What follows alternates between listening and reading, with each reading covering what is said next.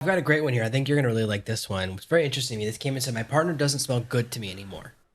Says, "I'm a 24-year-old female. I've been with my partner for 3 years and used to smell amazing to me. Even after he went on a long run, his BO was the best thing I'd ever smelled.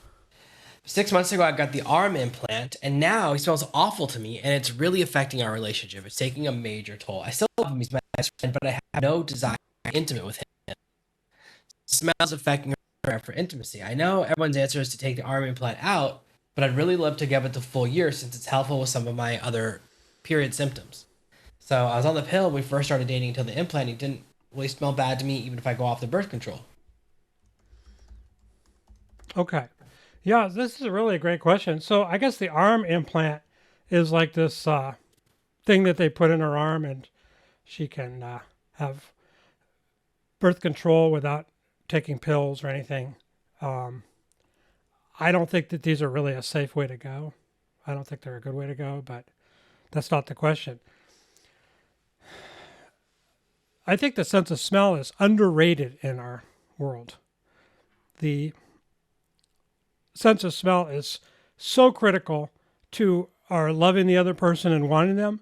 And nothing messes us up more than birth control pills for women or any kind of birth control system that relies on an estrogen type of drug. So uh, I really don't see anything optimistic about this relationship unless she gets that thing removed. I think the sense of smell and the love of the smell of your partner is so critical to the reptile lizard brain that we all rely on, that it's really all about, that I think she should get that removed. And if you're going out with somebody and you don't like the way they smell, you should end the relationship immediately because you have to love the way they smell. It sounds like actually, if you're a woman and you're dating someone you don't like how he smells, you need to change your birth control because maybe Yeah, a different well, birth control yeah. will make him suddenly smell good. So this reminds me of that old joke where you go to the doctor, you say, "Doctor, hurts when I move my arm like this." He goes, "Don't move your arm like that." The answer is in her question, which is I switched birth control and it's got this. This is a side effect, right? And it's I think that what's happening here is that we don't really think of it as a side effect, but it is. And it should be listed on the side of it like, oh, it can change your sense of smell and make you like or hate different things. So I think that's the thing that's core here is that as soon as we think of this, oh, this is a side effect and I don't want that side effect, it kind of, the problem solves itself. And I think that's what's important is kind of how we look at things. So she knows exactly what the problem is because she mentioned it, right? She goes, oh, exactly when this happened, it caused this problem. And yeah, the two choices. There's really three choices, right? If she wants, the first choice is get rid of it or keep it. If she keeps it, it's either get rid of the guy or keep the guy, right? It's either put up with the smell, and it's interesting because she went from loving the smell of his bo, which is really extreme, right, to be like, oh, let me smell like your sweaty t-shirt. That's really at the far extreme You think end of my that's loving smell. extreme? You think that's extreme? I Yeah, don't not think so. everyone loves the smell of your bo, right? Not everyone says, oh, after you work out, let me smell your armpit. That's an extreme love, right? You Uh, can. I mean, I think it's pretty common to love someone's body odor, your partner. And if they sweat or in the gym, there's more of it, which is kind of could be nice. There's always that great story about Napoleon and Josephina. You know that story where he's coming back from war and he says, "Don't take a bath for a few days." He tells her. So, Yeah, I mean, what was her name? yes, that's extreme. Not everyone likes the smell of the dirty gym and like the smell of your sweaty old clothes on the floor. Like, think that's extreme. If you like that, that's great, but definitely that's not the norm.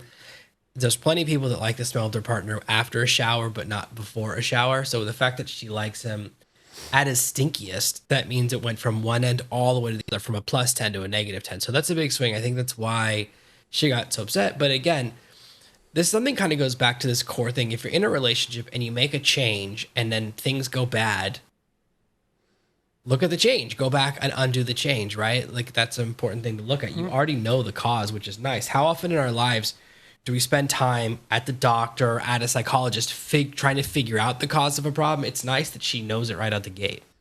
So in a way, it's like, oh, that's an easy one because at least she knows. So, when women are going out to meet men, if they're on birth control medication, they generally don't really pick up on men's attraction sense the same way as they normally would. So, smell is super, super important to relationships.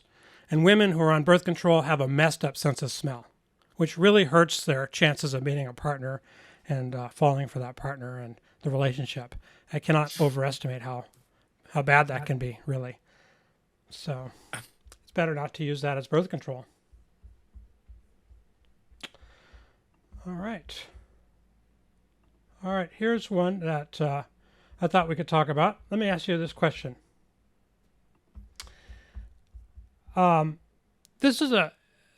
Women always think that things just happen, right? Sex just happens. They go on a date with a guy and they end up in bed with him and it just sort of happened. They don't realize all of the different moves that the guy had to put on in order to make that happen. So when women are in the position of asking a guy out, it's a different story for them. It's a whole different thing now. So in this case, she says, I saw a guy I really liked and I asked him out at the gym, And she says, I know it's unusual and I don't really do this before, but I waited for him to finish on his machine. Then I saw him today. Both of us finished our workouts. And I started to chat him up, He looked at me with kind of a dirty look and was like, no thanks. And she says, very embarrassed, she says, is this what men feel like after being rejected? I feel like garbage. I can't even tell any of my friends about the story because they would drag me for asking a man out as a woman. What do you think about that? Yeah, it is how it feels to be a man. So there's this, it's interesting because sometimes people talk about how women go through life on easy mode. Because as a woman, if you're attractive at 18, you could be on a yacht, partying around the world, flying first class immediately because guys will pay for all that stuff. You have access to this immediate lifestyle where guys, we don't get that, right? We don't get it unless we earn it. So there's a huge difference. We have to put in huge effort. And there is a lot of rejection that we go through. And part of the reason that a lot of guys are single is because they're so afraid of rejection. I think that movies and television have done a lot of mis-socialization for people. One of the things they've done is made it seem like it's a really huge deal. So I can tell you that a lot of things are so much worse in your head than in reality. So one of the first experiences I ever went on is one of my mentors, very early on, first time he met me, he goes, walk over those two women at that table and get rejected. And I was like, okay, I'll do whatever you say because I wanted to impress him. He was a good looking guy. I looked up to him and it didn't happen. When you're trying, it's so hard. Here's what's crazy. If you're trying to get rejected, you never get rejected. So when you try and push an envelope, like I was talking to them for 20 minutes and then eventually, you realize it's not that bad, that the thought of it is not as big a deal. Now, it can get really bad if you have bad friends. If you do the version where you say to your friends, hey, I'm going to go talk to that girl, you walk across a huge bar where everyone's looking and the music stops, and then you come back with your head between your legs, you create it, and they go, oh, look at you, loser, you got shot down. If you create that scenario, that's magnifying the badness. But the important thing is that you go through, I think, a version of exposure therapy. So rejection is never as bad as you think it's going to be. In my head, when I imagine a rejection, it's nothing like that. I imagine that she pulls a gun out of her purse. That's my version of her. When I'm imagining it, that's what I always imagine happens, is that I'm sent straight to my grave. She unalives me. I'm not imagining a small scenario. That never happens. No woman, if you go, excuse me, are you in line, turns around and kills you. But I imagine that because that's how extreme my thoughts are. So when people are like, oh, I'm afraid of someone hurting my feelings, I don't think that way. So we have this. Now, it does feel bad. Getting rejected feels really bad because of the way we create it in our minds, which is men, we look at someone who's attractive and we build up this whole scenario in our head. She's so beautiful. She'd be perfect for me. Look at the way she walks. Look at how she dresses. Like, just imagine us walking down an aisle together. We'd be perfect partners. You build that up. Then you walk up and talk to her and she rejects you. And it's like, well, I like you so much. The way to get around this is to remove expectation. It turns out there is 1 scent that a woman just can't get enough of on a man. 1 scent. If I smelled this on him, I would jump on him for sure. I couldn't keep my hands off of him the whole night. So what would you do if your boyfriend was wearing this cologne? We'd have to go. I'd have to go meet him right now. Scientists have found that the 1 scent works through the terminal nerve and may create a strong romantic response in women. It's a sexy smell. Yeah. So I was just walking past this guy and OMG, I smelled the best thing ever. You can't buy this 1 scent in any department store, and you can't find this 1 scent anywhere else. But I'm going to send you a full trial bottle of the 1 scent so you can try it out for yourself and see how much abundance you're getting in your life. One guy is using the 1 scent when doing his errands, like going to the grocery store, and now he's chatting up women and going home with more than just his groceries, if you know what I mean. John's wearing this 1 scent at work, and now the 2 cute young interns who have never noticed him before are both asking him out, all in the same week. Another guy is getting attractive younger women stopping him on the street, with one girl leaning in and inhaling his scent. He's already had multiple encounters with beautiful women. Mike tells me he's using this 1 scent when doing the deed. He says that women love it so much that one woman is keeping his shirt to smell during the day when she's away from him. These guys are just starting their incredible life of abundance, and I know you can too by using this 1 scent.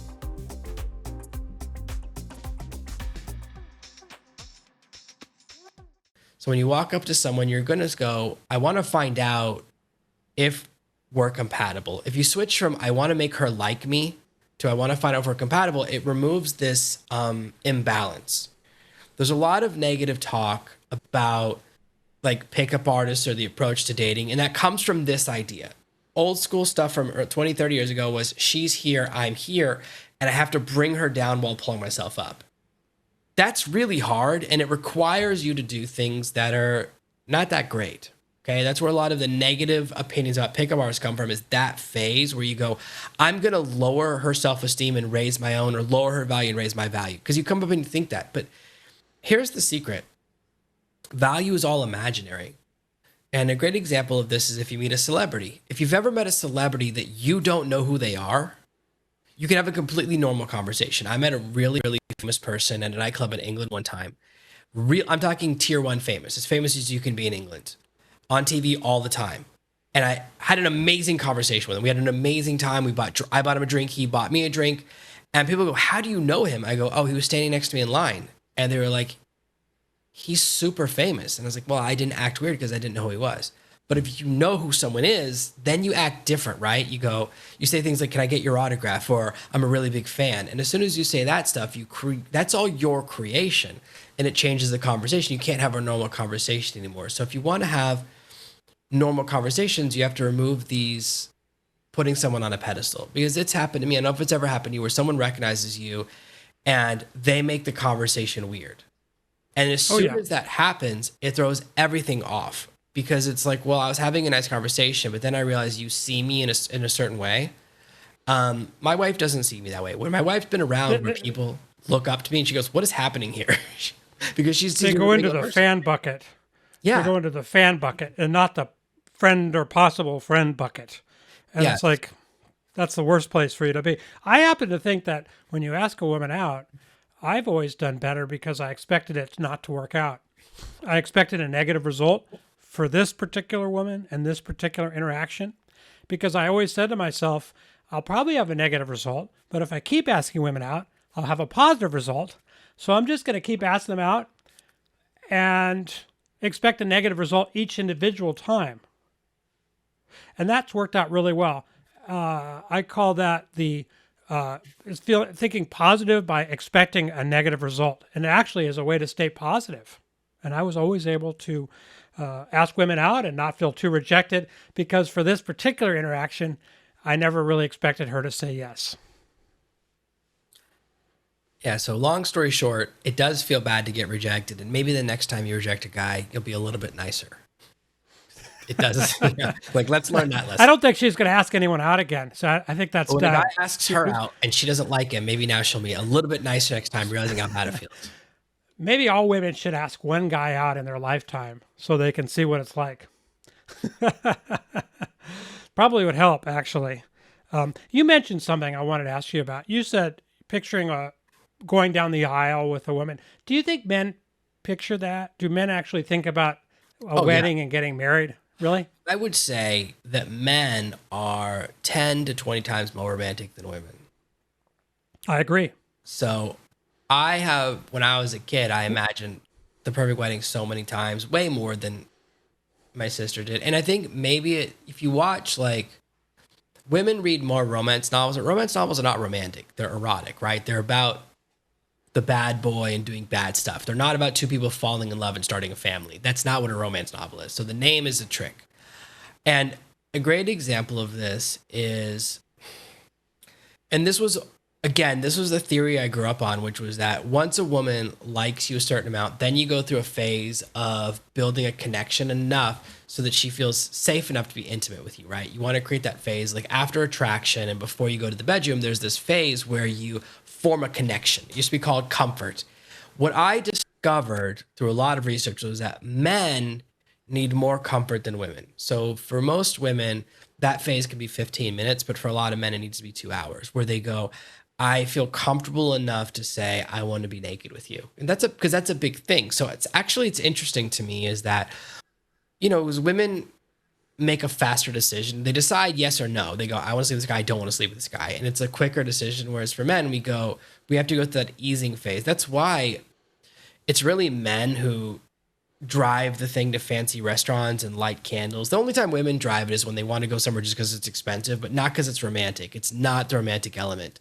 And here's a great example of this is find a woman you're in the friend zone with and do a romantic gesture and see how much women like romance. Stand outside her window with a boombox. Well, there used to be this TV show. I can't remember exactly what it's called. It was called something like Dave or Ed. And this guy was in the friend zone with a woman and he would do these romantic gestures. I remember one scene. He went to her house and he set up all of these fairy lights, or like the Christmas lights, but they're all white at night, like a bunch of them. And then he came up to her front door dressed in a suit of armor. And I was like, if you did that, can you imagine if you did that to a woman in high school? Like you'd have to change high schools. They would kick you out for sure. So, well, of course, it was a takeoff on the scene of, was it All of Me with John Cusack's holding up the boombox at her window? It's so stupid. It's so stupid. Horrible. So horrible. That scene from Say Anything is really Say Anything. So that scene is really tricky. What I used to do, because I always want to find out. So I'll say to a woman, hey, is there a guy that like is in the front that likes you but you don't like him back? And she goes, yeah. And I'll say, what's his first name? She'll say the first name and go, okay, what if he did that? And she's like, I'm calling the police. I say, what if it's a guy you don't really know? So romantic gestures, here's the secret to romantic gestures. They only work if a woman already really likes you, like likes you a lot. Usually it's post. And they're not needed. They're not needed at that point. They're probably not desirable because they're kind of phony and stupid, really. If you already know somebody, you're sleeping together, you get to know them, what do you need that for? Well, but that's the only time she won't call the cops. If she does, like at least when then you don't need going it to jail. But you go outside a high school girl's window and her dad is calling the cops on you unless she really likes you. And that's just the important thing. So especially if you're 50 years old, Yeah. So same thing with flowers. Flowers are really a waste until after she already flipped the switch and likes you. And that's an important thing, is to understand that the things we see as romantic gestures, they make more sense later on in a relationship where it's saying, no, I still like you, as opposed to the initial like. So yeah, romance is very much men's creation. And I think men need it more. We're more romantic. It's kind of surprising. When I met my girlfriend that became my wife, I was thinking about our being together and having a family, but I wasn't thinking about a wedding at all. I didn't care about that. I was just thinking about, this would be someone I'd like to spend my life together and have kids with, which is what we ended up doing. So never in your life before her, even in high school or something, did you like a girl and kind of imagine that perfect wedding in your head? Maybe it's just me. That's what I'm asking. Okay. I would imagine being together with them in the rest of my life. But so I think women are not that romantic because they have to deal with the physiology. They have to deal with bleeding every month, getting pregnant, all of the rest of that. And that's very practical. You have to be very practical. So men can pretend that doesn't happen and they can be all romantic. That's a yin and yang thing. That's good. How long do you want to live? How long does any of us have to live? I spent 25 years figuring out a way that we can live decades longer than otherwise. I traveled the world, interviewed scientists, interviewed old people. There are people 100, 110, or 120 living happy, fulfilling lives, having romance in their life, having a wonderful life, doing active things. You're not hearing about those people. So why would you limit yourself? Why would you limit yourself to 70 or 80 years and being sick and ending up in a nursing home and all the dementia and all the issues that we all have? Why limit yourself? I personally believe that I'm going to live to 120. And that's why I wrote the book Healthy to 120. Based on my 25 years of research, I found one single thing that I think makes all the difference. Now, there's lots of other things that matter, but there's one thing that makes all the difference. This one thing. I found this one food that people living to 100, 110, or 120 eat all the time, and that all the so-called experts are not eating, and they'll tell you it's bad. It's the devil. This is the bad food. Look at people like Robert Atkins. Robert Atkins in his 70s. Now, people say, oh, he slipped on ice, Matt. Yeah, he slipped on ice, but he had a heart attack. He had hardening in the arteries. He was obese. Look it up. Yul Gibbons, young. Nathan Pritikin,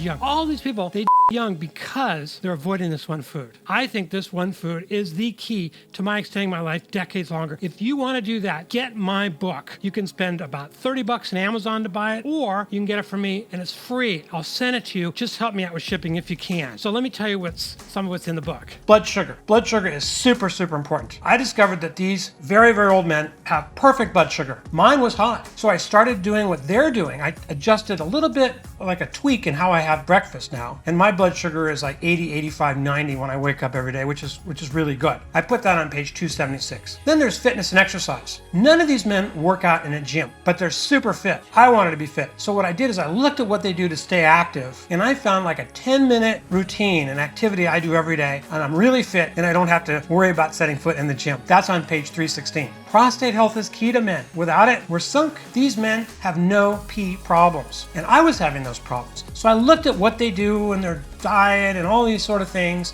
and I came up with this, I'll just call it a tapping, 90-second tapping thing, keeping my prostate great, no more pee problems. Instead of getting up 3 times a night, I don't get up at all. My wife Jody gets to sleep, and we're much happier this way. Page 101. So let's take cholesterol. You know how a lot of guys worry so much about cholesterol? Well, these men virtually all have perfect cholesterol, and I think it's because their metabolic rate is high, and when your metabolic rate is high, you have good normal cholesterol. So I figured out a way to maintain my metabolic rate. My cholesterol numbers are outstanding. My doctor said, you don't need to take anything. I don't know what you're doing, just keep doing it. I put that on page 162. So let's talk about weight. None of these men are fat, but none of them are on a diet either. They're eating the one food, remember. And I did a little bit of tweaking with the one food, and I was able to lose 38 pounds. I went from about 225 to 188. And I show you exactly what I did. No counting calories, no skipping meals, nothing like that. Super, super easy. I put that on page 250. Blood pressure is another thing. Now, blood pressure is something we don't think about. These long-lived men all have great blood pressure. I found that living at high altitude in the mountains, in the hills, helps blood pressure. But I came up with a very simple way, since I'm living on the flatlands, to have good blood pressure. Mine's 120/80 now, using an oxygen method that simulates altitude. It's real easy. It's got my blood pressure great and helped lots of other people. And I put that on page 139. So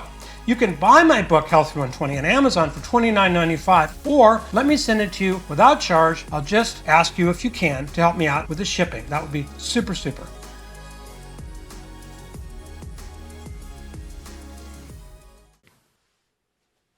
Yeah, so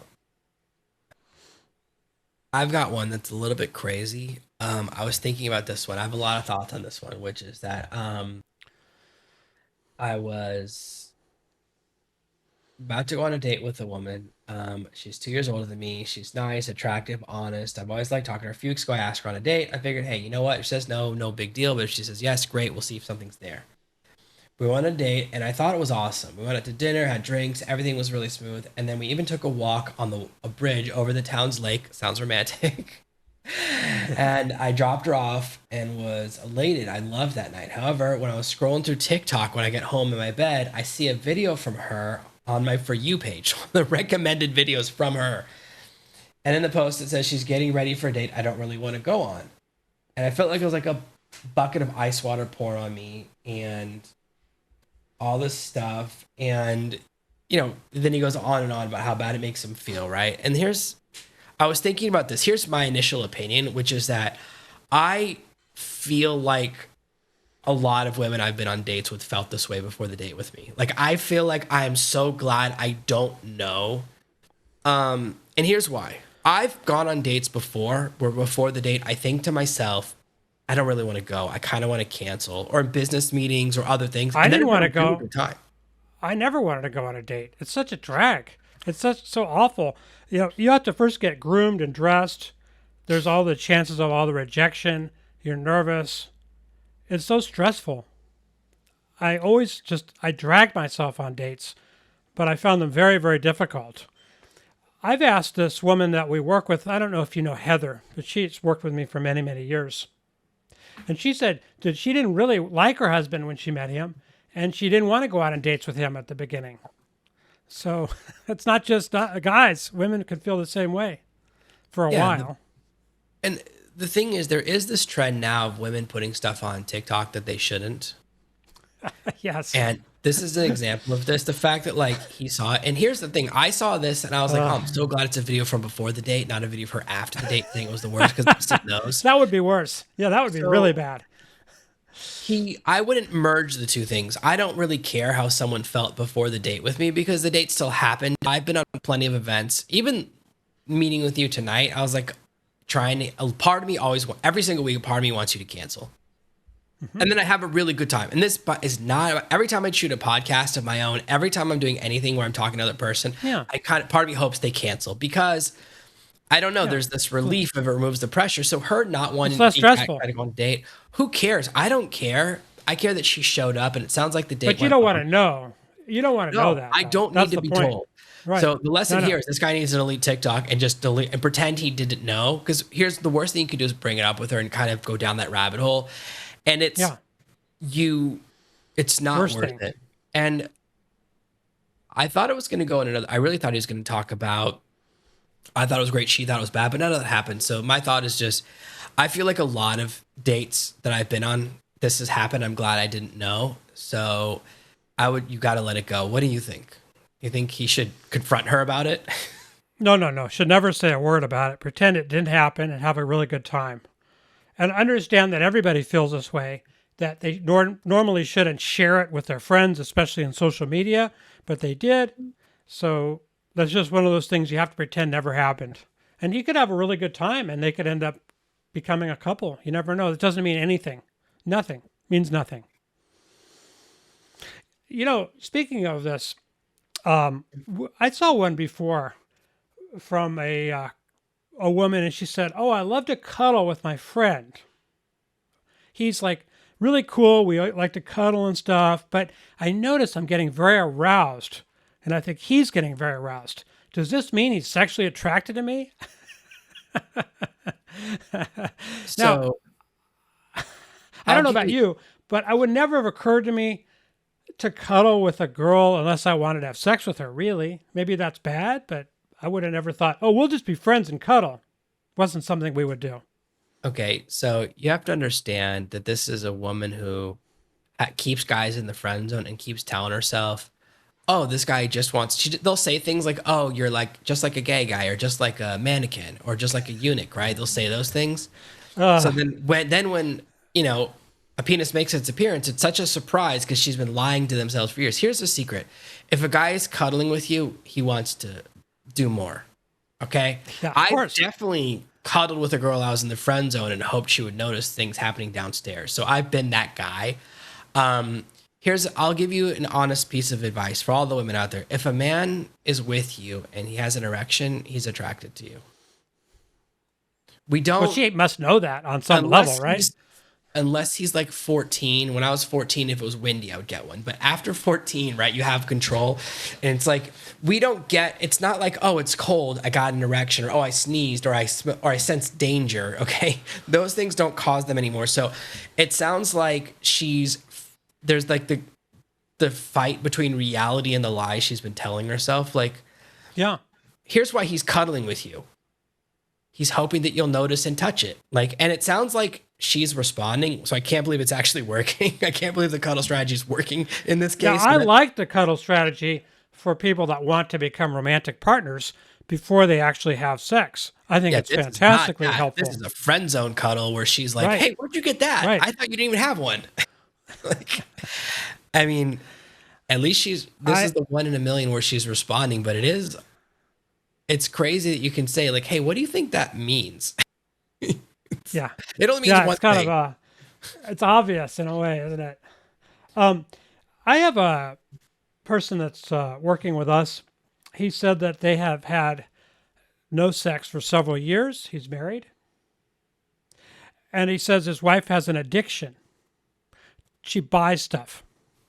And she buys stuff that the home is filled with stuff she's bought that she can't afford, that they can't afford.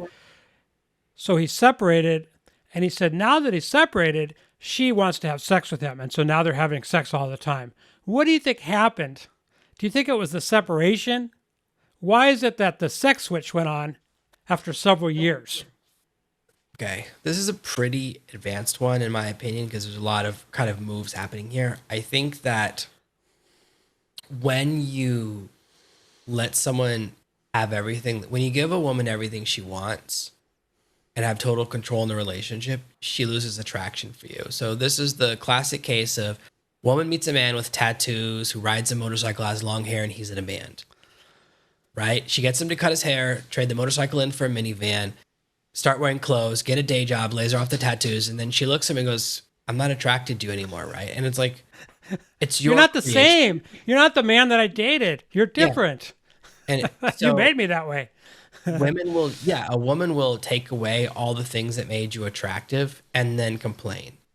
So You don't have to, as a man, you don't have to let this happen, by the way. Okay. yeah. Continue. So what happened is she was spending all the money without any barrier. He wasn't providing any stop, right? He wasn't stopping her from the spending. He wasn't putting his foot down. He was just letting her do what she wanted. So she stopped respecting him.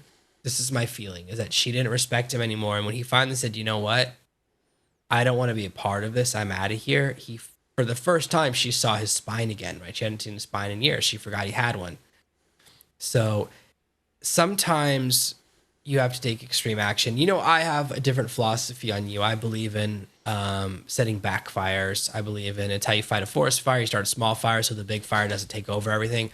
I believe that you do have to. The reason I like a small fight, I start a fight every 6 weeks or so with my wife, is because it gives you a chance to show that you can take a firm stance, especially on something that doesn't matter. So I start fights about dumb stuff, not about really important things, right? Like I don't start a huge fight with whether or not we should have another child, or whether or not I'm still in love with her.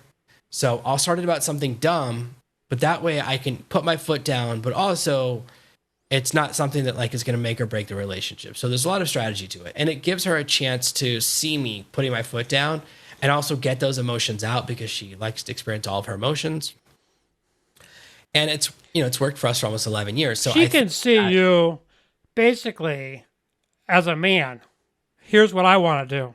Here's what we're going to do. So you're assertive, and she sees that, and occasionally that's sexy and attractive. And it's probably what she saw in you originally, right?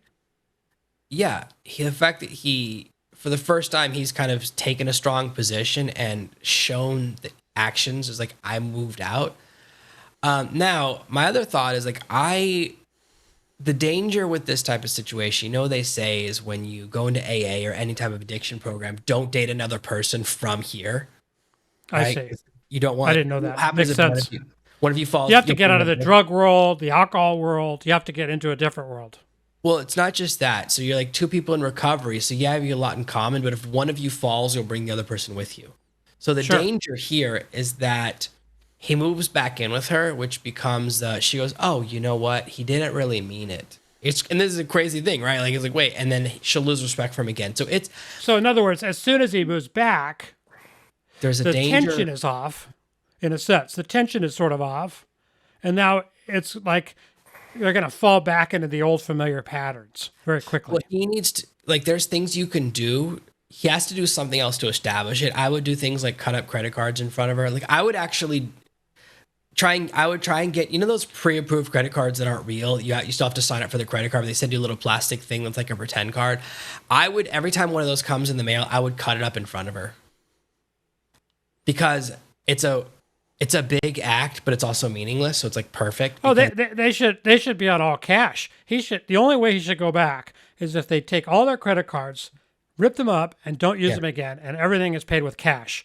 It's just like, it's no different than if someone's cheating.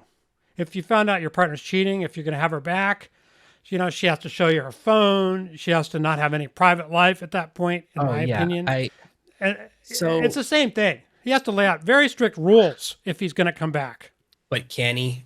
And I didn't understand. I doubt it. I couldn't tell if she was just buying a lot of stuff or was into the phase where it's hoarding.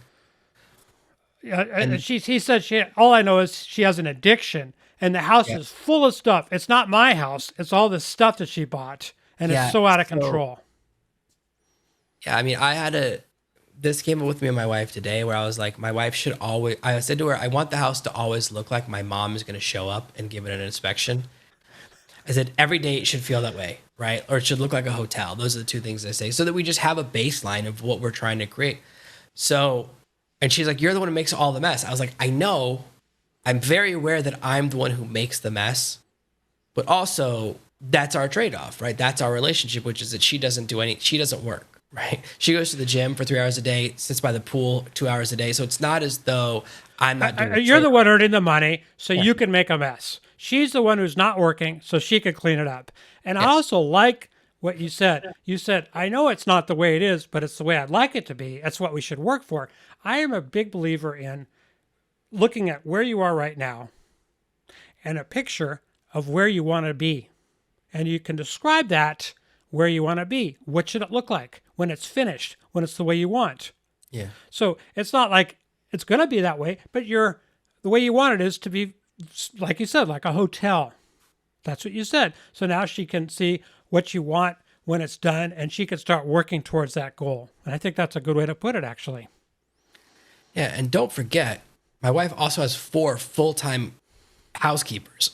She has she has a lot of help. Because you live in a remote country where you can afford that. In the U.S. here, we would be. Especially like, it's not as though it doesn't even have to be you. You could just make sure that it happens and do some oversight. So it's like exactly that, which is if you don't set boundaries, it's the same. With my kids, whenever I punish my kids, they are so much nicer to me right afterwards. Like they really respond positively to having a barrier. Kids need those limitations. Kids need structure. Kids need a bedtime. Kids need to know this is okay, this is not okay, this is safe, this is not safe.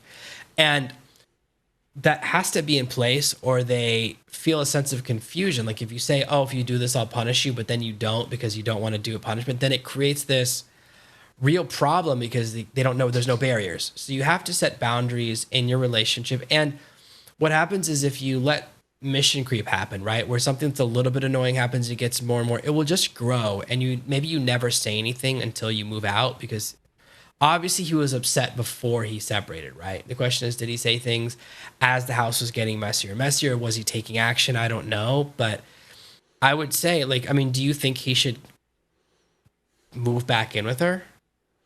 I think he should have some rules. I'll move back in with you. We're going to rip up all the credit cards. I'm going to give you a cash allowance every week, and we're going to do it that way. It's all going to be cash. We're not going to spend anything in plastic. And if she agrees and he follows through, he should move back. Yeah, I think the hard part is that he would have to change his own behavior so much because he's put up with it for so long. He's never. You know what, Jonathan? I can't imagine why somebody, unless she's sick, why someone would put up with a 2-year no-sex relationship. Oh, that's nothing. I have a friend who did 25 years. I couldn't even believe it.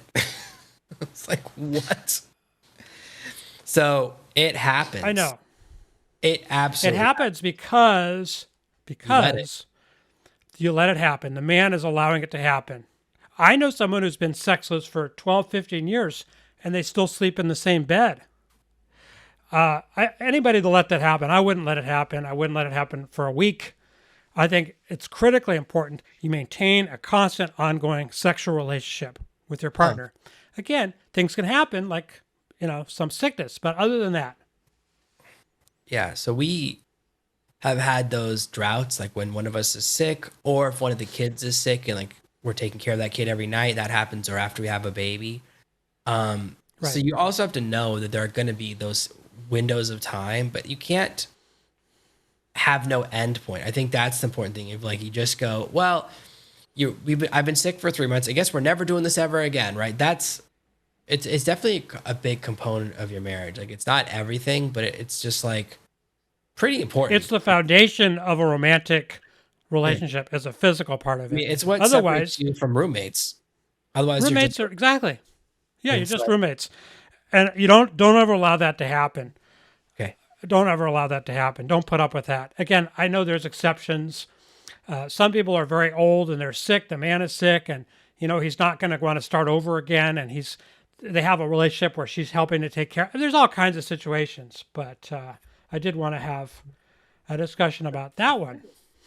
I've got one for you. This one's crazy. I think you're gonna love this. It's like my boyfriend abandoned me on a date for his best friend who needed him. This is a really good one because she buries the lead in the email, but it starts off with like, oh, I'm dating someone, and his best friend has always disliked me, and he's catty, so I'm catty back. And then the best friend is gay, and she buries that in there, and it's like he only dates guys that look exactly like her boyfriend. Right? So it's like, imagine if every boyfriend I had looked exactly like you, you'd start to get suspicious, right? Like you should. You go, why do you keep dating guys that look exactly like me? I go, I'm not into you. We're just friends. And so she's basically very suspicious. He's like, oh, he's always touching my boyfriend too much. He's always too touchy thing. And the thing is, even when we go out for special days, he keeps his phone with him just in case the guy needs him. I actually had a situation like this, as crazy as thing, with a friend of mine. So when I was in my 20s, a friend of mine was friends with a guy who was like always telling us, he's like, I'm not gay, but he would always go to gay nightclubs, and he worked as a gay exotic dancer. And I was like, feel like a lot of the signs for you might be, those are like some of the big signs that you might be gay, right? And it's like he had dated guys in the past. I was like, again, these are all pretty solid signs. So, but he was always saying to my friend, he even said, listen, I got a job for us as DJs where we can go to this other city and be DJs together, but we have to tell everyone we're in a relationship. Like, it sounds like I'm describing a movie, but this is really what he said. He was like, we'll be able to DJ, but you can only be DJing at these places if you're gay, because it's DJ nights for gay guys. So we'll just say we're a couple. That way no one will hit on you, but you and me will like also have to live together. And I was like, and also maybe share a bed. I mean, how far are we going here with this? This sounds like a movie Okay, setup, just right? share a bed, but nothing more. Yeah, it's like, but also sometimes if anyone walks in, we have to both be naked under the sheets just in case, because we have to keep the lie going. And it's like, this is what you see in a movie. I didn't know what happens in real life, but I didn't either. Here's the situation is, well, what do you do if you're her? Because what's interesting is the guy her boyfriend has another guy in the friend zone. That's what's really happening. And they're both creating this lie where the guy goes, I'm not attracted to you. And the other guy goes, he's not attracted to me. And this is a friend zone discussion. So how do you, because if people don't believe you, then there's like nothing you can do to make them break through that belief. How do you? It sure sounds through? like he's having a physical relationship with his friend. I mean, and if he's not, it sounds like he wants to. To me, I mean, don't you get that? Yeah, I think so. I story? think that her boyfriend is not interested in the other guy, but he's lying to himself and pretending the guy's not interested in him because they're best friends. So I think it's a friend zone situation where the same thing a woman will say, right? Remember the woman said earlier, it's like, oh, I'm so surprised that this guy was aroused when he was cuddling with me, right? So if you have to, in order to be friends with someone has feelings for you, you have to constantly create this lie, which is, oh no, he's just like that. Right? Oh, that's just how we say these things. That's like, oh, I don't see him that way. He knows I don't see him that way. He knows nothing would ever happen. It's the thing where a woman says to you, like, oh, I want to meet someone exactly like you. Not you, gross, but someone like you. They always put in the gross. Like, you don't need to say that, but you hear that. So my feeling is that she has to, I mean, the way to break someone out of the friend zone, here's my experience. When you're outside of the friend zone, you have to force them to face reality. And the way to do that is by making them look directly at an event. And I'll usually say, like, so if I meet a woman on a night out and the guy's there, and usually if there's a friend zone guy, he'll be trying to block me out because he's like paying for all, and I'll know because he's like paying for all of her drinks. And I'll just say, because I'm not a sleazeball, I'll say, oh, are you guys together? And he'll go, yes. And she'll go, no. It's like the most common thing. It's so common that a guy will lie and say he's in a relationship with a woman, even though he's not. And so I'll say to her, hey, has he ever gotten drunk and made a move on you? And every single person has every time she goes, oh yeah, one time this happened. I go, yeah, it's because he wants to sleep with you. And I like to do it when the person's standing there because I want to create a moment of great tension between the two of them where, and it's actually, for me, it's not about the woman, it's about freeing the guy because I've been the guy trapped in the friend zone. And he like gets mad at me. I go, I'm freeing you because you're wasting your time here. She's never going to hook up with you. I'll take care of that for you because I'm your friend. But you can now actually find someone who is attracted to you because I'm breaking you free. I've been trapped in the friend zone with someone for more than a year. So for 2 years, I was trapped in someone's friend zone. So believe you me, freeing someone means a lot. Even if it feels like it's bad at the time, it doesn't feel like a prison break. But that's the only way I know how to do it. So what I would do is I would just say to the boyfriend, I say, hey, listen, have you guys ever been hanging out, like hugging or something, and then he had an erection? And I would say, that means guess what? It only means one thing. So, and then I would also, have you ever had one too? Then I go, okay, you guys are gay for each other. Like, find out. But you have to look at it directly. You have to really call it out, and you have to do something where it's I agree. obvious. Where it's like, oh, because a girl will be like, oh, he bought me a car, but he doesn't have feelings for me. It's like, are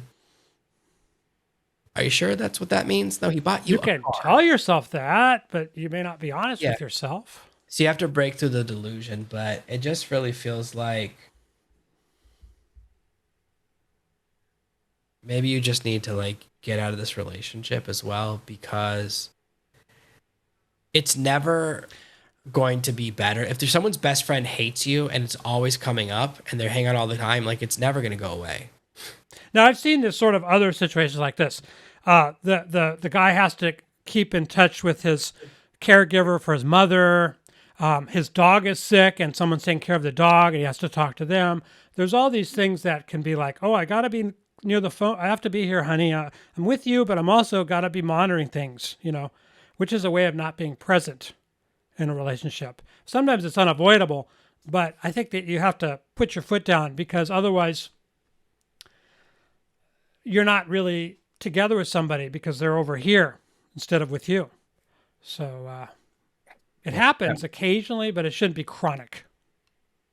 Yeah, unless you're a doctor or a fireman, like someone who's on call where you could get an emergency call and actually have to go into work, because then you don't need your phone there. So I never have an alert on my phone. My phone never rings or buzzes, so I miss phone calls all the time. Mine's on silent. I have everything on silent. Yeah, I always have it on silent, which means not even vibration, because it's never actually, if it's actually an emergency, someone in the house or someone with me, if the person I would want to call me is with me, right? Like I'm at home or I'm with my wife. So very rarely, maybe I do turn the ringer on if I'm expecting, like if I have a meeting and I need the alarm to go off, I'll turn it on for that. And then I turn it off, but I never have had it on for like 24 hours straight, like not in 10 years, because it turns out all the stuff we think is important is not that important. Like when I grew up, and you're not there. You're not there. You're always somewhere else. You're always on your phone. I totally get it.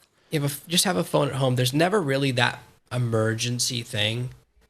And but we think that we're super important and that we have to be on call all the time because we're imagining it. And you just have to kind of break through that. But, in case my friend has an emergency, he needs to call me, I can't be present with you. Like there's a lot of stuff going on there about prioritization. But overall, you have to decide what you're going to put up with. And if someone's constantly, it would be the same thing. It doesn't matter that it's a guy. If he was best friends with a woman and the woman was always calling him away because she was having bad dates and cuddling with him and doing each other's hair and taking showers together, whatever any of these things are, it's the same thing. I would feel the same thing about it, whether it's a man or woman. So it kind of becomes more obvious if you think of it as a woman. You go, okay, and then there's definitely something suspicious. So you got to break that friend zone situation. I used to think that meeting girls was so hard. I would lay awake thinking, how am I going to get through life alone without someone to share it with? I feel like I'm missing out and running out of time. And now, suddenly, everything's changed. I'm watching this video saying there's one scent women really go crazy over. When a guy smells good, it makes me want to snuggle up closer to him. If I smelled this on him, I would jump on him for sure. I couldn't keep my hands off of him the whole night. And now that I'm using this one scent, I'm talking to women more. Women sometimes are approaching me. I'm going out more. So I was just walking past this guy and OMG, I smelled the best thing ever. Is on the top of the list, so, and this is killer. This guy smells good. I don't even know what he looks like, but he smells good, and that gives me a reason to like want to talk to him. I'm at the supermarket trying to decide which cereal I want, and this cute blonde starts talking to me. We exchange numbers, and I get that a lot. I'm not doing anything differently. I'm still dressing the same, driving the same car, telling the same dumb jokes. Imagine me, someone like me, dating 3 different girls. Can you believe it? And it's all because of this one scent that women go crazy for.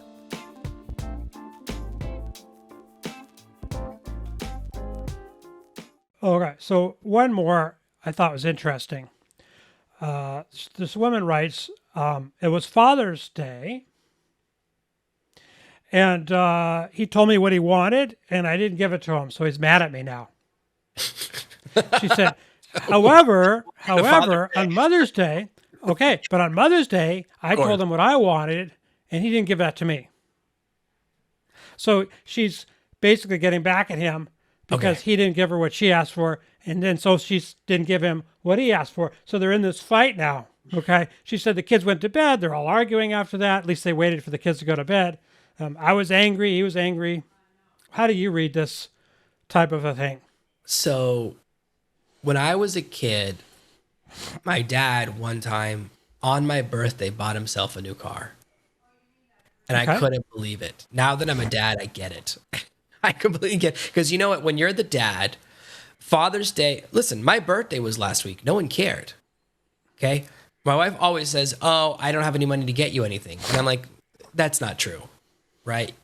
It's just, you could, even if you just saved up $10 a week, you could be able to buy me a $500 present every year, right? Like, it's not even a crazy number, but you could buy me an amazing present just saving that. Or even saving $1 a week, you could buy me something nice, right? So it's not that. It's the kind of person she is, and that's how a lot of people are. But heaven forbid I forget a Mother's Day. So one year, Mother's Day is before Father's Day. I think that's why they put it earlier in the year to make sure this doesn't happen. But I can tell you that Father's Day is not, no one treats Father's Day like Mother's Day, right? It's not as big a holiday. It's not even close. It's like, really, people think of the mother as like she gave birth to you, and the father's he was in the room when it happened. It's like you're a witness. You know what? The father is making more of a choice than the mother is. Because, you know, mothers are mothers. They generally have to be nurturing. They take care of the kids. The father doesn't. The father can leave, but he doesn't. He stays around. You and I are good fathers. I think we should be celebrated more than mothers. Do you know what I mean? Yeah, I agree. We make with that you. choice. However, it's never going to happen. So my kids, same thing. My wife didn't even get the kids to go and like make cards for me on my birthday. She doesn't do any of that stuff. And it's just who she is. And that's how, but one time I said, okay, you know what, maybe what we'll do is have parity. So I said, listen, this year for Christmas, let's just not get each other presents and we'll just focus on the kids. And let me just tell you something. Come Christmas morning, she did not like that at all. Right? Oh, it's much better. It's much better. She did not, and she realized, and I was like, okay, so the truth is that like what you really like is for me to buy you stuff and you not to get me anything. So when you're the dad, you got to buy yourself what you want. The answer to the question is buy yourself the present you want, and that kind of makes the problem go away because you're the one who you make. Okay, I don't think that's the issue here, Jonathan. I think the issue is that he's angry with her, and she's and they're in this anger. The relationship is splitting apart. So I was talking about the overall issue. You're actually right, which is that he didn't buy her what she wanted. But this is exactly it. This says a lot about it. She's like, hey, he didn't give me the Mother's Day I wanted. And what do you think the odds are? Here's what I think actually happened, because this is something I've experienced. She gave him a bunch of hints about what she wanted, and he guessed wrong. And then he wrote down exactly what he wanted. If you could pick up the phone right now and call my wife and say, hey, what did John want for his birthday? And she knows. She'll tell you exactly, because I told her what it was. I wrote it down. Now, I think it's interesting. I want to tell you what I think is interesting about this that I didn't mention. But their wishes for their days, respectively, fathers and mothers, were to have a free day, which I guess means away from the kids, away from their spouse, I guess. And instead, for Mother's Day, her husband had the kids, oh, we've got tickets to this thing. We're all going with Mom. So, you know, she spent the day with her husband and her kids, and she resented that. And he said, for my Father's Day, I want a free day. So, of course, she gets tickets to something and they all go somewhere. And, okay, I had a good time, but that wasn't the point. See, I think it's weird that at Father's or Mother's Day that they want to be away from their family. That's why I see this as bad news. Also the fact that like she's seeking revenge. So they're doing a thing which is it's a sign that there's divorce in the future, because they're doing a thing where they're seeking revenge against each other, where they're kind of like, they're counting offenses. That's it. They're counting offenses. It's like it's like a business transaction. Let's count up how many here, how many there. Yeah, and it's like, so if you're in that, so my situation is, I know I'm not going to get anything big on my birthday or whatever, Christmas, whatever, for my family. I just accept it. I kind of know how that is, and I just buy myself what I want. And that's how I live anyways. So but this is a situation where instead of doing that, right, you're just making lists of every time someone's done the wrong thing. So I don't know. It's interesting they did the exact same thing to each other, but it's like, and it's crazy that they're like, oh my gosh, you bought tickets and made me You made me spend time with my family. Oh my God. What the thing is, right? Like, if it depends what you take someone to. Those both sound to me like nice mothers and fathers. The hard part is, to me, it sounds like 2 nice days. Like, it doesn't sound wonderful. It's hard for me to wrap my head around. It sounds like an amazing Father's Day. And yeah, the problem is not that. There's something else going on. There's an undercurrent. Yeah, the thing is, if somebody wants a vacation from their family, that means that they're not really happy with their family. I don't know about that. Father's Day and Mother's Day should be with the kids because it's Father and Mother. I do think, as my parents taught me when I was a kid, vacation is when you go out of town without your kids. That's what my parents used to tell me. Is I've been on a vacation this year with the kids and without the kids, and they're completely different. Obviously, I love spending time with my kids, and I love bringing them with me, but it is a lot more work, right? You don't get to relax when you have the kids with you, because I've got 4 kids. There's a lot of moving parts. They need attention. One of them's always crying. One of them always is hurt. They always need attention. So I get that, but it's a strange thing on Father's Day. You can't give each other this focused relationship when you have kids, because the kids have to be the focus of it. Yeah. That's why it's good to have a relationship for a few years where you build a foundation romantically, sexually, and every other way, where you're just together. So then when you have the kids, you have that base. Yeah, you trust each other and believe in each other. Maybe they didn't do that. Maybe they had the kids too soon before they really built that relationship. Well, maybe when it was just the 2 of them. Well, maybe she wasn't on birth control because she didn't want to mess up her sense of smell, and that's why she got pregnant. That could be. It's like, maybe it's all connected. Maybe it's our fault. I think that's a good place to stop. I think you're absolutely right. Let's bring it back to the beginning. So she should get off her birth control pills now. Yes. So they'll really fall for her husband again and not want to be away from him and the kids. Yeah, I think you just have to, whenever you're having a huge fight that's lasting, because Father's Day and Mother's Day are 6 weeks apart? There's a distance. I think so.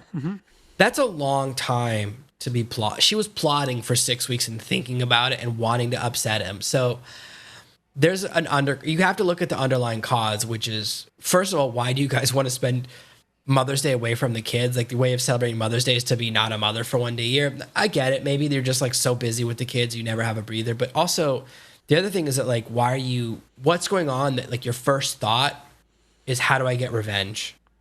Like, there's I like the free day idea. The first day, a free day. So that means that you're enslaved the rest of the time? What are you being free of exactly? That's disturbing. Well, maybe it's one of those situations where, like, the kids are homeschooling, the dad goes away to work all day, so she's with the kids all day long every day. So maybe it makes sense for Mother's Day, but for Father's Day, I think for Father's Day, it's the free day thing is weirder. Because as a dad, we tend to spend this time with kids anyways. But that's a crazy. I've got a pretty good one here that I think you're gonna like. This one's pretty interesting to me, which is that my husband has demanded that I stop cooking for my friends. So what happened is, my husband and I have been married for 3 months. He's more traditional than me. I don't think that's what's going on here, but she puts that in. She goes, we were dating, swept me off my feet, dinners, vacations, yada yada. Of course. Last year, I started a baked goods side hustle. So she started standard woman lady business. It's great. baked goods are delicious. And it brings me so much joy. And what happens is it makes me really busy. Okay, I think that's the key word here is busy, in my opinion. It says, but my husband's angry that I'm spending evenings with my girlfriends. It's maybe 1 to 2 nights a week, and I don't see people much outside of that. And he says I'm not a good wife, and he feels used because I said I was going to buy a car with my own money. He became angry. He said he's not going to pay for groceries anymore, and that I need to contribute more money. So let's start with this. In a relationship, there's the couple's money and the woman's money. You know, there's our money and there's her money. There's never, and this is a lesson. This is why a lot of single women who go, "Well, I make money too," but it's like, yeah, but it doesn't go into the relationship. It doesn't go into the shared pot. So I think, and maybe this is my read, is that he's paying for the groceries. She's turned the groceries into cookies, selling the cookies, and then she goes, "Now it's all my money." He's an investor who's not getting an ROI. I think that's that's my thought. And this is something I'm very familiar with, by the way, because my wife ran a business for a couple of years and the exact same thing happened. We went to the movies once and I asked her to pay for both of us. And she goes, "Oh, this is what it feels like. I don't like this at all." And I said, "Welcome to my planet." Welcome to what it feels like when you're the one who pays for everything. So I think that, but 3 months into a marriage to say someone's a bad wife is pretty quick.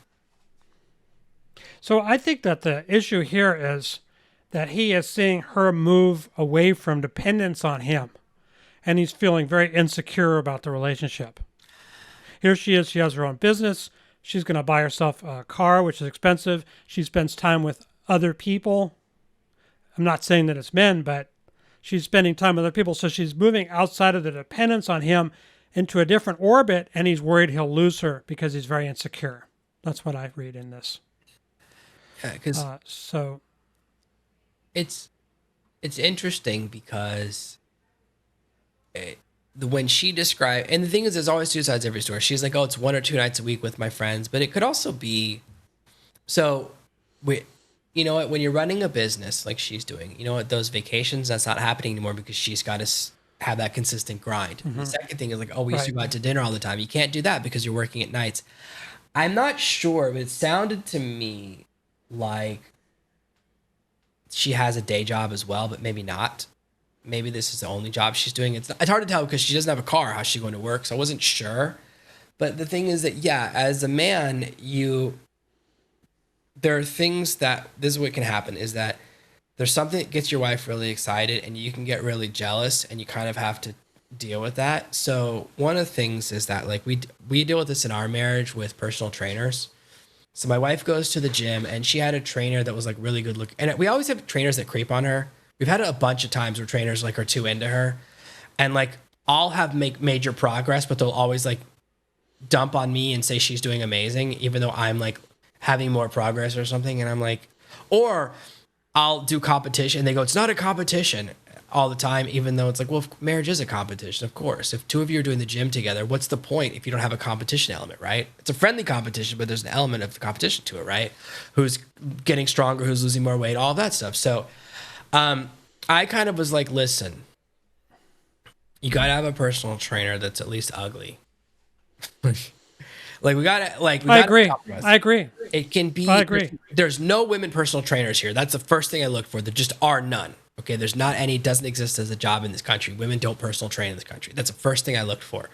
I was let's get me a lady personal trainer. Let me get in on that too. But you have to set boundaries around that don't take away the person's passion, right? So I don't want to say don't go to the gym anymore because I'm nervous. No, what bothers him, I spent 25 years researching why some men live to 110 or 120. Everyone thinks it's genetic. They think these people have special genes to live to 110 or 120, but I found that's not true. I found that all these men who are 100, 110, or 120, all of them are eating this one food. Gregorius Tas. He's drinking wine. He's having fun with friends. He walks 2 hilly miles a day in his native Greece. He's eating this one food. He's 110. Stanislaw Kowalski. He starts jogging at the age of 104. He's eating this one food now. He's 110. He's running marathons. Arturo Licata from Italy. He loves pasta with ricotta cheese. He has a wonderful life. He eats this one food. He's going to be turning 112. Swami Svivananda. He sleeps on a board on a mat. He takes trains by himself. He is proven that he's 125, and he's eating this one food. Haj Musa from Turkey. He celebrates life every day. His wife's 110. They love each other so much. He and she eat this one food. He's said to be 130 years old. So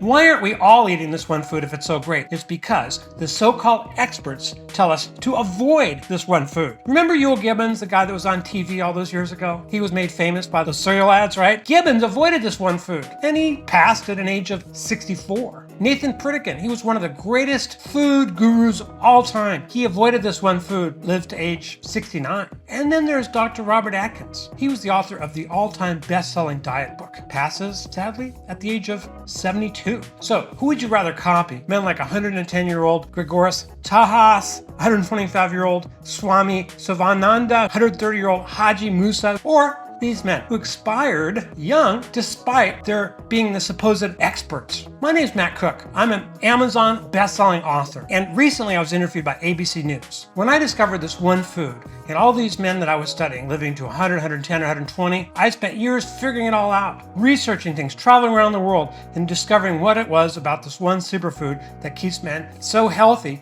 and living such a long life. I found along the way that these men do things completely differently than anyone else. So I'm eating this one food now. I'm following everything they say, and I am hoping that I live to 120, and I think that I will. So I have these notes, these discoveries, years and years and years of research. I'm talking to my wife, Jody. She says, why don't you put that into a book and share your notes? So I spent a long time putting them all into a book I call Healthy to 120. I had a small number of copies printed out, and I'm going to mail one to your house. Go ahead, click on the link to claim your free copy. All you have to do is just help me out with shipping. That's it. Let me just tell you the discoveries that I've made and how I've adapted this one food in a lot of different areas of health. Listen closely. Blood sugar. Blood sugar is super, super important. I discovered that these very, very old men have perfect blood sugar. Mine was high. So I started doing what they're doing. I adjusted a little bit, like a tweak in how I have breakfast now. And my blood sugar is like 80, 85, 90 when I wake up every day, which is really good. I put that on page 276. Then there's fitness and exercise. None of these men work out in a gym, but they're super fit. I wanted to be fit. So what I did is I looked at what they do to stay active, and I found like a 10-minute routine, an activity I do every day, and I'm really fit, and I don't have to worry about setting foot in the gym. That's on page 316. Prostate health is key to men. Without it, we're sunk. These men have no pee problems, and I was having those problems. So I looked at what they do and their diet and all these sort of things, and I came up with this, I'll just call it a tapping, 90-second tapping thing, keeping my prostate great. No more pee problems.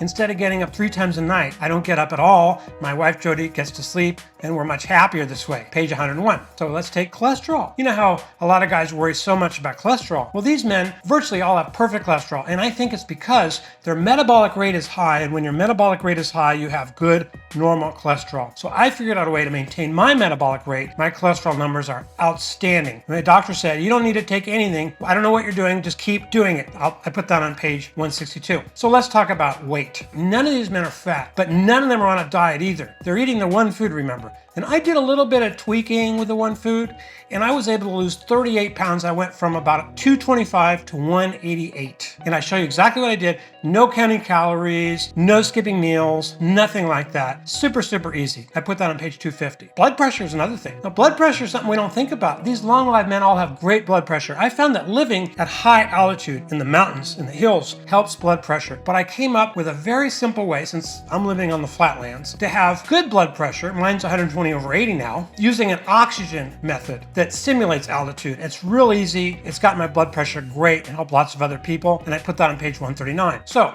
you can buy my book, Healthy 120, on Amazon for $29.95, or let me send it to you without charge. I'll just ask you if you can to help me out with the shipping. That would be super, super. Go ahead, click on the link, claim your copy right now. I have a limited number printed. Thank you so much for listening, for staying with me. God bless you and your family. I hope He is shining His light and His love on you. And as I like to tell everyone I meet, I'll see you at 120.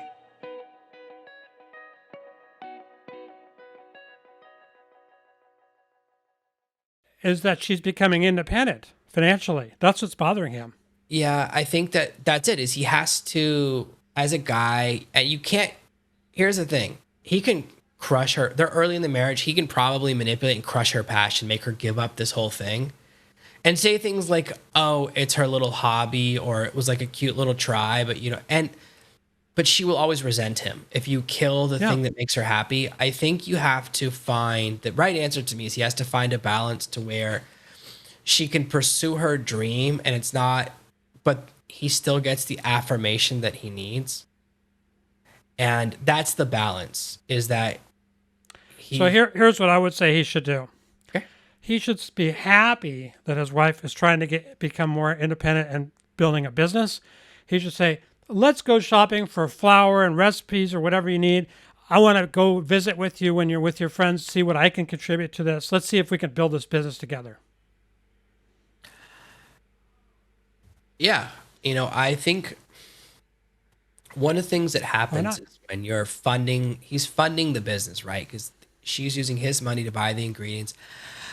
This is something we actually dealt with specifically. So when we were running a hotel for a couple of years, I would always say, and they wouldn't know, I would say, how much does it cost, the ingredients cost, versus what we're selling food for? And my wife never knew.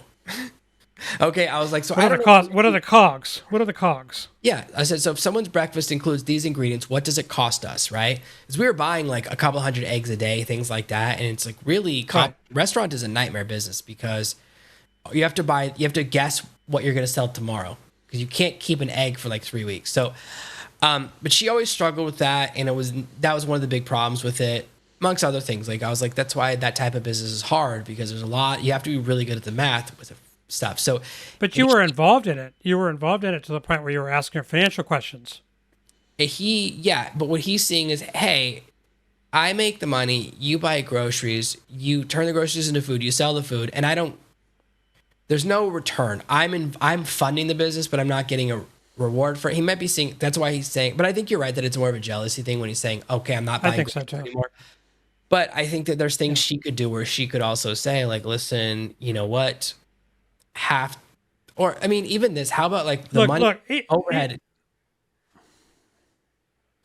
The cost of goods should go back to him, right? Because he's the one who's that money. You should put some money into this account. She uses that account to buy her flour and her butter, and then when the money comes in, she puts it in the account like any business.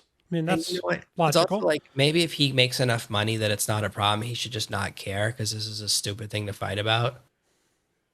So here's what I'm trying to say. This is one that I considered. This is not a risky one because there are dangerous ones.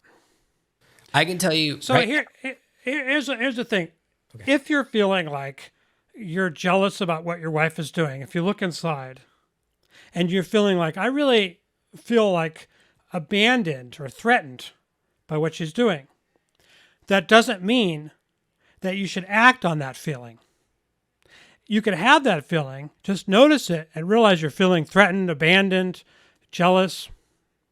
But then you can make a better decision from your higher self, intellectually say, well, maybe it'll work out well if she has a business. Maybe she'll contribute a lot to the family income.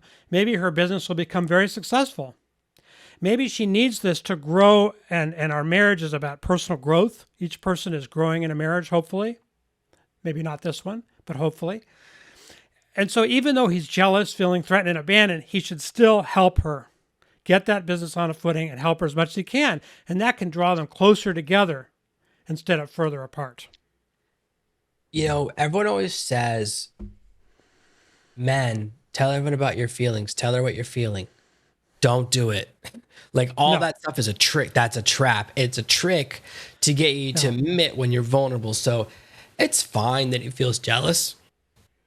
But yeah, sometimes you keep your mouth shut, especially because like she's working from home. She's only working with other women. It's not like she's out and about, right? She's making money. Maybe the marriage will be better off. The partnership can be financially more better. I mean, yeah, I honestly, when I was going through this one, I thought it was going to have a positive ending. I was like, oh, this all sounds great to me. She's buying her own car. She's kind of doing independence. Like none of it sounds. Whereas if he said, like, I can tell you this, because if he said, oh, she's getting a job as a personal trainer, I'd be like, okay, file for divorce now. That's the number one sign. The number one job that she's going to leave you is she's becoming a personal trainer. Number 2 is she's becoming a realtor. Those are the two. Which, I mean, both of those, they can still have a marriage with those things. I mean, it's not like being a... No, if it's pre-existing, yes. But if you're together for 10 years and she says, I want to contribute money to the marriage, and she's like, I'm going to be a personal trainer. No, it's over. It's 100% over. A friend of mine told me that. He goes, oh, my wife wants to contribute marriage. She's going to be a personal trainer. I was like, yeah, dude, she's going to leave you. I told him that's the first thing I said. 6 months later, she left him. Of course. Yeah. She took the kids and disappeared 6 months. So what I'm saying is, even though he's feeling threatened, abandoned, upset, he should pretend like he's enthusiastic and excited about her business. He should lie to her and show enthusiasm and help her as much as he can. That's what I'm saying. And that will draw them together. And then her feelings about being threatened and abandoned and upset will leave him. Yeah. And they'll actually be both better off because of it. Yeah, I mean... Don't act on your feelings all the time. You could... One of the things that we have in this world is if you have a feeling, you're supposed to tell it, you're supposed to act on it, don't keep it bottled up. No, you should keep it bottled up. You can also lie and pretend that you're excited about something because eventually you might become excited about it and then your loved one will feel that they're supported. So don't act on your feelings of jealousy and being abandoned and insecurity. Don't act on it. Yeah. That's good. You got any more? Nope, we're good. Well, this is exciting, and thank you so much for being here. Hit the like and subscribe. We're getting more and more subscribers. We're going to be doing this for a long time. Hit the bell icon because wherever you are, you get to hear this exciting and entertaining podcast, video, wherever you are. So hit that bell icon and like this, leave us a comment, and we'll see you next week.